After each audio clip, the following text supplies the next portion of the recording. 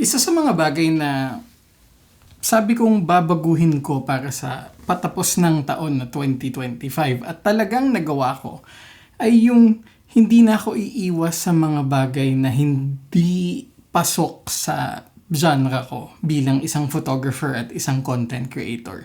Dati kasi masyadong limitado yung mga bagay na ginagawa ko at tinetest ko para sa mga genre na ginagawa ko talaga, katulad ng landscape photography, travel photography at architectural photography.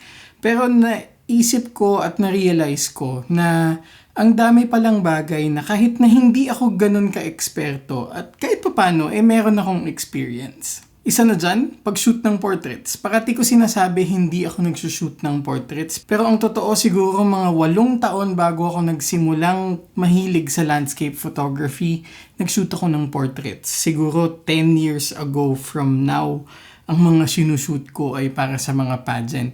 Especially nung nag-aaral pa ako. So kahit paano meron tayong kaalaman at experience dyan, pero syempre hindi ko sasabihin dito ako magaling. Pero may mga pagkakataon kung saan masasabi ko na oo nga no, siguro dapat kahit minsan mag-shoot ako nito. Katulad ng kapag nagte-test ako ng lenses o kaya naman kapag halimbawa meron lang talagang creative challenge na gusto kong gawin, hindi ko na pipigilan yung sarili ko. At dahil dyan, isa sa mga huli kong shoot para sa taong 2025 ay isang napaka-special na portrait shoot. Ang portrait shoot na to ay isang parte ng mas malaki pang passion project na i-announce ko by mid-January. Pero bago ko i-announce yung mas malaking passion project, papakita ko sa inyo kung ano yung shoot namin para dito. At dahil dyan, papakita ko na rin sa inyo ang isang bagay na naging malaking tulong para sa mga ginagawa kong ganito. Pasensya na kung natagalan mula ng huli nating episode, pero sa episode na ito ng simplihan lang natin, pag-uusapan natin ang AI portrait retouching gamit ang Evoto.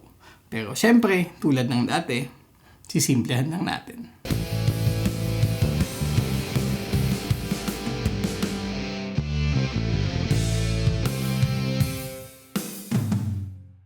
So bago tayo mag-edit, kwento ko muna ng konti. Ginawa namin ang shoot na ito sa Altspace Studio, sa aming studio syempre.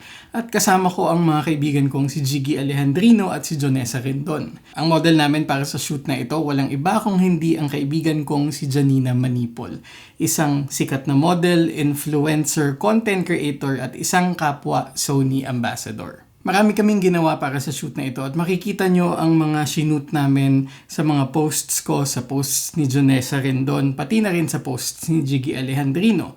Pero para sa tutorial at demo na ito, edit natin ang isa sa mga paborito kong shot sa araw na iyon. At ito yon. So ngayon, ito yung i-edit nating litrato at na-load na natin siya, na-import na natin siya sa Evoto. At makikita nyo yung mga iba pa naming shoot ng mga litrato nung araw na yon. Actually, konti lang yung nandito. Mas marami pa, syempre, sa mga camera ng mga kasama kong nag-shoot. Ngayon, ang lighting natin para sa setup na ito, napakasimple lang. Meron tayong projection na nagbibigay ng ilaw na mukhang nanggagaling sa labas ng bintana at may pattern ng blinds doon sa kaliwa. At sa kanan naman, meron tayong isang key light. So sa litratong ito, basically parang one light setup pero may dumagdag lang sa likod bilang pampaanghang ng background. Ngayon sa Evoto, dito mo makikita sa kanan yung iba't iba niyang module. Nandito yung color adjustments. Technically, ito yung parang edit part ng Lightroom. Andito naman yung portrait retouching. Meron ding mga bagay na pwede mong baguhin sa background. So, pwede mong baguhin o linisin yung background ng litrato mo kung kinakailangan. Pwede mo ring baguhin yung pananamit or yung accessories na suot ng iyong subject. Siyempre, nandyan ang crop. At pwede mo ring gamitin si Evoto bilang tethered shooting. So, pwedeng nakakabit sa Evoto directly yung camera mo habang nagsushoot ka. At kung meron kang mga preset na nilagay o preset na ginawa, automatic na rin niyang i-apply yun sa mga bagay na shoot mo. Pero ang magiging focus ng video natin na ito ay ang portrait retouching. Pagdating sa brightness, contrast at kulay, technically wala na akong gagalawin dito dahil sa aking pananaw, nakuha ko na yung gusto ko straight out of the camera. So doon tayo magdi-deep dive sa mga detalye gamit ang portrait retouching. Pero isang disclaimer, hindi nyo makikita yung sobrang wow na epekto ng Evoto. Isang hindi ko alam kung maganda o pangit na bagay. Bakit hindi nyo makikita? Kasi konting-konti lang yung ka-retouch sa ating model. So maraming salamat sa kaibigan kong si Janina Manipol muli. I'm sure marami sa inyo ang nagpa-follow na sa kanya, pero kung hindi pa, follow nyo siya sa social media. Ngayon, para makita nyo talaga yung epekto ng portrait retouching natin, syempre, i-zoom in natin sa kanyang muka. So, ang portrait retouching, dito piniperpekto yung mga detalye ng isang portrait, ng muka, balat, buhok ng isang tao. So, makikita nyo naman na konti lang ang kailangan baguhin dito, no? So, sa totoo lang, inisip ko, baka nag-selfie na lang ako dapat at ako na lang yung niretouch para marami-rami tayong babaguhin. Pero, dahil pumayag si Janina sa shoot na ito, napakalaking bagay. So, makikita natin dito sa kanan ng isang mahabang listahan at ito yung mga sinasabi ko na visual elements ng isang portrait. So, nandyan yung muka, yung mata, yung balat, pati na yung kanyang labi, ngipin, pati na rin yung kanyang buhok. So, iisa-isahin natin yan. Pero syempre medyo bibilisan natin kasi hindi naman ganun kahaba ang ating attention span, no? So, ano nga ba yan? Unang-una sa face refinement, nakikita natin yung freckles at acne. So, kung merong konting pimples or konting mga imperfection sa muka, kayang-kaya niyang galawin. At ito yung sinasabi kong slider. So, 0 papunta sa 100. Parang percentage lang din siya, no? So, pwede nating i-adjust to 50% at makikita ninyo kung ano yung tatanggalin niya. So, hindi niya tinanggal entirely, pero ang ginawa niya ay binawasan niya at parang pinalabo niya yung mga imperfections. Pag sinagad natin ng 100, dun talagang mawawala. So, konti lang yung nabago dahil konti nga lang yung imperfections, pero at least alam niyo na kapag ginawa ito sa mga subject na kinukunan nyo, kaya niyang galawin or kaya niyang alisin yung freckles at acne. At kung gusto mo na matira yung freckles, mawala yung acne, pwede mong i-0 yung freckles at i-100 yung acne or vice versa kung ano man yung gusto mo. Pero ito yung kanyang epekto. Meron ding switch dito kung aalisin ba niya yung mga nunal sa mukha ng tao o hahayaan niya yun doon. Ito napaka-importante nito dahil ang nunal ng isang tao ay actually parte ng kanyang identity. So ako, hindi man ako professional na portrait photographer, alam ko na kapag masyadong sumusobra ang retouching, medyo na aapektuhan na niya yung identity ng isang tao. Pero para lang makita nyo, merong isang nunal dito sa baba ni Janina. Tignan natin kung in-on natin to, matatanggal siya. At ayun, nawala. So, pero babalik natin yan. Isang malaking bagay na actually sana meron ako sa video na ito, no? Yung reduce face shine. Aalisin niya yung kintab ng mukha. Lalo na kapag oily yung mukha ng tao o sadyang harsh yung lighting nung sitwasyon na yon, no? So, kapag ganun, meron lang ding slider, pero dito, very minimal din yung change. Kung ano makikita nyong change, tignan nyo yung sa kanyang ilong. Ngayon, hindi automatic na kailangan 100% at hindi rin naman talaga malaking distraction yung shine ng kanyang mukha. So, depende na rin sa intention mo o kaya naman sa choice ng subject mo. Lalong-lalo na kung binabayaran ka para kumuha ng litrato, malaking bagay na kung ano yung retouching na ginagawa mo, yun yung gusto ng subject or ng kliyente mo. Meron din tayong para sa dark circles sa ilalim ng mga mata, kasama na rin yung eye bags. So, pwedeng galawin natin ito, pero very minimal din ang naging pagbabago dahil mukhang mahaba-haba ang tulog ni Janina sa gabi bago ang shoot na ito. Pati na rin yung eye bags. Very minimal din at sa totoo lang hindi naman kailangang galawin. Pero kapag kinakailangan sa ibang subject na merong mas pronounced na dark circles at eye bags, makikita mo rin siya doon. Ngayon yung sinasabi ko kanina sa labi, yung tinatawag na lip wrinkles. So kung gusto mo lang bawasan kung gaano ka-defined yung mga linya sa labi ng isang tao, pwede mong gamitin ang slider na ito. Ngayon, importante, hindi niya aalisin totally yung lip wrinkles kasi hindi na yon magiging mukhang natural. So, yun yung napaka-importante, especially kapag gumagamit ka ng AI. Kung meron mang double chin ang subject mo, pwede rin yan tanggalin. Pero patunay lang talaga na hindi si Janina ang perfectong model para sa tutorial na ito dahil hindi lahat ng mga adjustments ay nag-a-apply sa kanyang mukha. Sana all. Ngayon, hindi lamang mukha ang kayang galawin ng Evoto, pati na rin sa ibang parte ng katawan. So dito makikita natin, dahil naka-side view yung posture ni Janina sa shot na ito, meron naturally na merong wrinkles yung kanyang leeg. So dito sa neck wrinkles, adjust natin 50% muna. Nabawasan ng contrast kung gusto nating sagarin. 100. Pero makikita mo na yung shadows dito ay kanyang niretain dahil nga para mukha pa ring natural. Ngayon yung mismong retouching ng face ay nandito sa part ng skin retouching. So dito sa facial skin, gagawin niyang pantay. No? At ito naman ay mas nandoon sa ating lighting, lalo na since one light lang yung ginamit natin para sa key light. Wala tayong fill sa kabilang side ng mukha niya. Nagkaroon ng parts na hindi ganun ka-even. So kung gusto mong maging even yun, as if merong reflector dun sa kabilang side na konti para bumawi yung shadows, technically kayang gawin ni Evoto yun. Kaya rin niyang ibahin yung contour ng kanyang shadows ng kanyang mukha doon sa pag-sculpt. Pero para sa akin, hindi to kinakailangan para sa shot na ito. Ngayon, meron din siyang smoothing nung mismong texture ng balat ng tao. Palalambutin niya yung texture pero hindi mawawala entirely. Hindi siya magmumukhang isang cartoon. So yun yung maganda rin dito dahil alam ng Evoto na hindi dapat mawala yung mga detalye.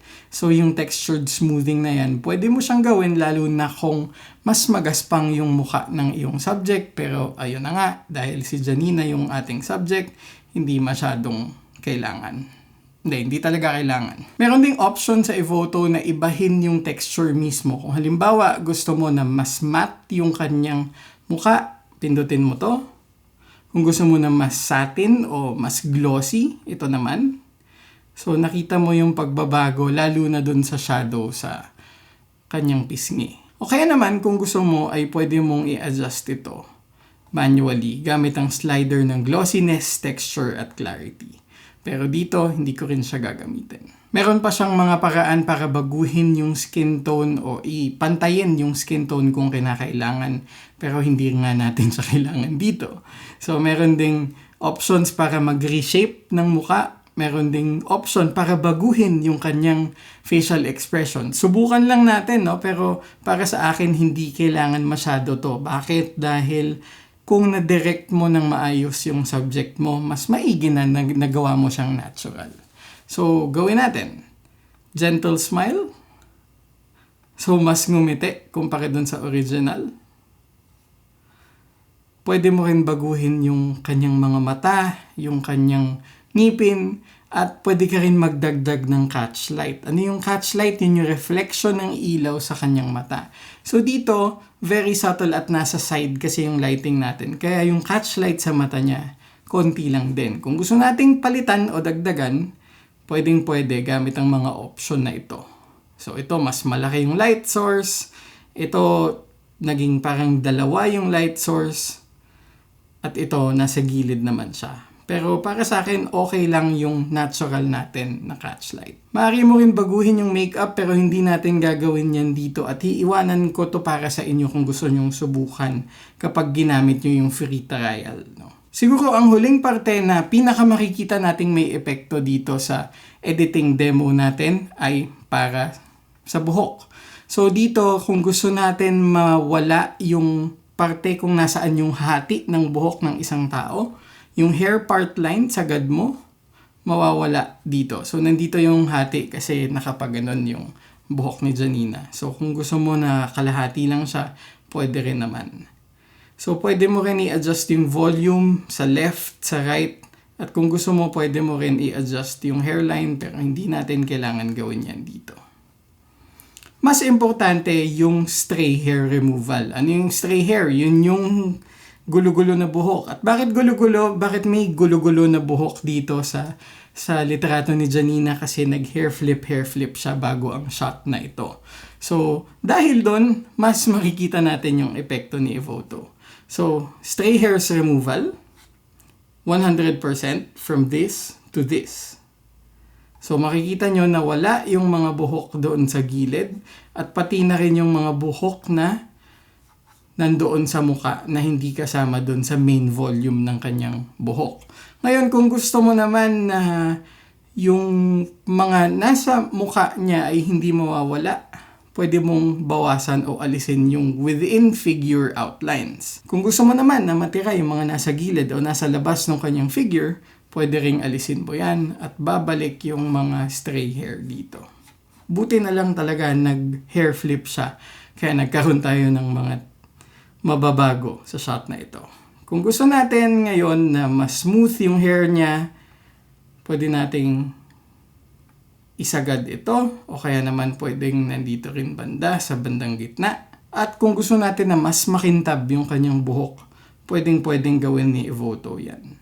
So nagkaroon ng mga dagdag na reflections at details dun sa kanyang buhok. Pwede rin niyang baguhin yung hair color pero para sa akin, mas maganda siguro na maging mas natural tayo sa ganitong bagay. So none yung ating option. Ngayon, baka ang tanong nyo, may bayad ba ang paggamit ng Evoto? Well, technically, wala. Wala siyang bayad kung gusto mo lang subukan. Download nyo lang siya, merong link sa baba, at automatic, masusubukan nyo na yung Evoto. Magkakaroon siya ng bayad kapag isisave mo na o i-export mo na yung litrato papalabas. So, makikita mo dito sa taas yung dilaw na button na export. Ngayon, kung gusto mong masubukan yung pag-export, meron kang makukuhang 15 na libreng credits ng export. Ang gagawin mo lang ay pindutin mo yung box na parang regalo dito sa tabi ng export. At lalagay mo lang yung details mo, magsa-sign up ka at gagawa ng account. Tapos bibigyan ka ni Evoto ng 15 free credits para magamit mo in full yung buong software. So yung paggamit mo mismo, libre siya, pero kapag i-export mo na, isi-save mo na yung litrato, dun ka gagamit ng credit. So kahit na sabihin natin 100 litrato yung subukan mong i-edit, pero hindi mo ini-export, walang problema. Pero yun nga, pag kinlik mo yung link na binigay ko, pwede mong ma-download si Evoto at bibigyan ka niya ng 15 free credits. Ngayon, nasa magkano ang credits ng Evoto? Technically, pwede kang bumili ng 500, tigpa 500 na credits, no? Pero kung gagawin natin na pira-piraso, ang isang credit ng export nasa 6 pesos. So, kung hindi ka heavy user pero gusto mong makapag-edit ng portraits at this level na ganito kadali, 6 pesos yung pag-export mo ng bawat isang litrato. Kung mas marami kang credits na bibilhin, mas magiging mas mura pa siya. Ngayon, meron ding link sa baba na nilagay ko, yung pangalawang link, o kaya naman pag check out mo, lagay mo yung pangalan ko, NICCO, meron kang 20% off sa credits mo para sa pag-export sa Evoto. At ayun, isang module pa lang to technically ni Evoto at napakarami mo pang pwedeng gawin dito. Sabi ko nga, pwede mong ibahin yung background, pwede kang mag-tethered shooting. Siguro sa susunod gagawin natin yung mga iba pang parte, pero kung ko-cover natin yung buong Evoto, baka maging 3 oras itong video na ito. Pero for now, sa tingin ko, ang pinakamagaling na feature ni Evoto ay ang portrait retouching. At nakita nyo naman at pwede nyo ring subukan para sa sarili nyo. At ayun, kung meron kang mga tanong patungkol sa Evoto o kung ano pa mang tungkol sa photography, iwan mo lang dyan sa comment section. At syempre, kung first time mong manood, ito ang simplehan lang natin series na technically hindi ko masyadong napagtuunan ng pansin sa nakaraang taon, pero gusto kong buhayin muli para sa 2026. So kung meron kayong request ng mga topics, iwan nyo rin sa comment section. At of course, kung hindi pa kayo nagsusubscribe, baka naman pwedeng pakiclick yung subscribe at yung like at yung notification, pati na rin i-share nyo ang video na ito sa inyong mga kaibigan kung sa tingin nyo meron silang matututunan sa mga videos na ito. Muli, ako si Nico Valenzuela, isang landscape and architectural photographer na paminsan-minsan nagsushoot ng portrait. At ito ang simplehan lang natin series at maraming salamat sa panonood.